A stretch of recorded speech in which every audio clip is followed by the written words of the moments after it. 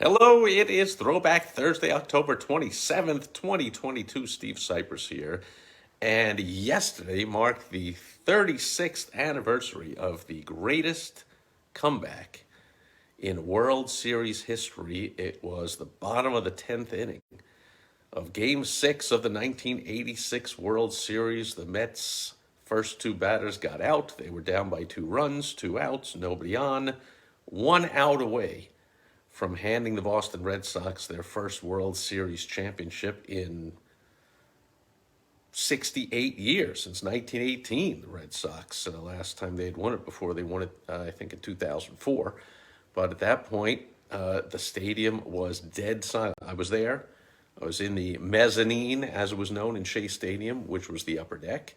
And I was there with my roommate. I was living in Boston at the time, had recently graduated 1 year before from Boston College Law School, stayed up in Boston, and was running my first multi-million-dollar business. Drove down from Boston with my roommate from Cambridge, Massachusetts, diehard Red Sox fan. And man, he was not even enjoying the fact that his beloved Red Sox are 1 out away, because he was like, they always blow it. They'll find a way. They'll blow it. And I'm like, you're kidding, right? There are 2 outs. There's nobody on. They're up by 2 runs. That's it. Can't you be happy for a second? And I'm like, wouldn't you know it? Here we are, 200 miles away from Boston on the night where they're about to have the biggest party in the history of the city. We'll scram loose as soon as this game's over, and we'll get up there, and they'll still be partying into the wee hours of the morning. And let's get ready to go. And then, boop, little base hit by the Mets. And then, boop, another base hit by the Mets. And then, bop, another base hit by the Mets. Now they're only down by 1 run, 1 run scored. New pitcher for the Red Sox, Bob Stanley, came in and immediately uncorked a wild pitch. Another run scores for the Mets. The game is tied. What the heck? They switch pitchers again, bring in Calvin Schiraldi, the ex-Met, and Mookie Wilson comes up for the Mets. Ray Knight on base.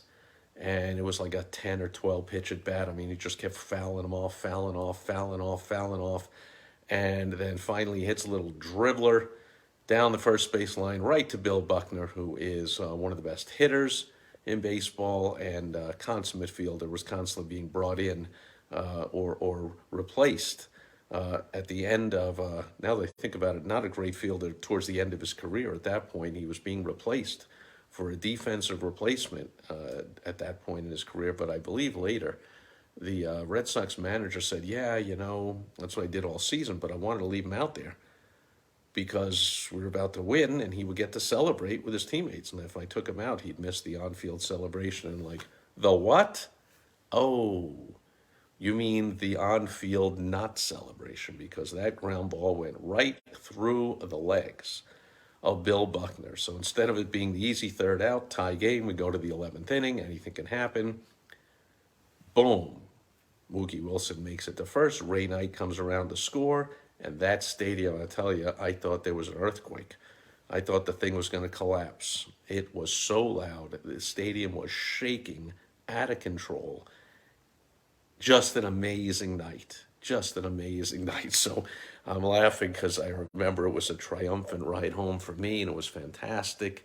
Not so great for my roommate, Jack.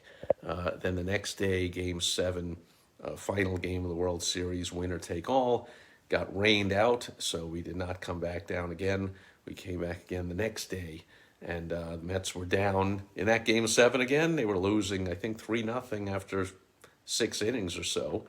And then the Mets scored 3 runs. I think they scored 3 more after that, whatever. But everyone, Jack kind of, the whole city kind of, everyone kind of knew after they blew that Game 6, the Red Sox did, like, it was fate and the Mets were going to win, and they did. So from the Red Sox perspective, man, did they blow it. They were 1 out away. They had 2 outs, bottom of the 10th, up by 2 runs, 1 pitch away from winning their first World Series in like 68 years.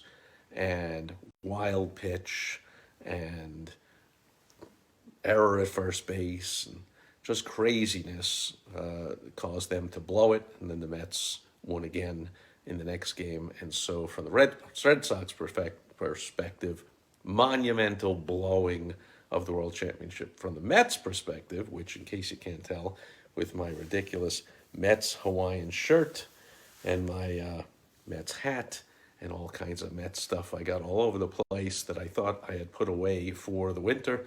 But then I saw yesterday was October 26th. I'm like, October 26th? I remember that was the date of the Mookie Wilson tapper down the first base line through the legs of Bill Buckner, and the Mets completed the greatest comeback rally in the history of the World Series. Down by 2 runs with 2 outs in the bottom of the 10th and nobody on, and they actually won the game. Let's go Mets. That'll do it for Throwback Thursday, October 27th, 2022. No great memories being made by the Mets this year. Of course, they won 101 games in the regular season and then immediately lost the first playoff series, and they were out of it. So the World Series, I believe, starts tomorrow night. It will not include the New York Mets. As they said with the old Brooklyn Dodgers and then the New York Mets, wait till next year. And for you, you can wait till next time I'll be with you, which is tomorrow, on Social Media Saturday. I will catch you then. Bye-bye.